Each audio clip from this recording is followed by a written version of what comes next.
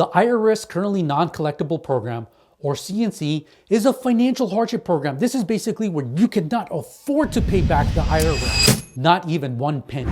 The IRS approves and closes out your collections case when they have reviewed your income and expenses as well as your assets, and they realize there's no way you could pay them back.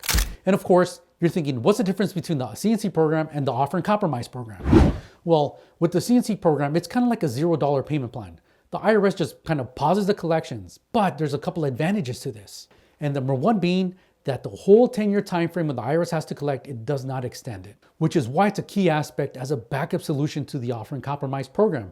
Because the Offer and Compromise program, although it settles out your taxes, if it fails, what you have done is extended the 10-year time frame that the IRS has to collect. But a disadvantage to the CNC program is the fact that you still owe the money. So in a year or 2 years, if you're filing and you're owed a refund, the refund will get applied to the IRS tax debt. First and foremost, to apply would depend on your collection status with the IRS, whether you're assigned to a field collections, a field revenue officer, or if it's with the ACS department.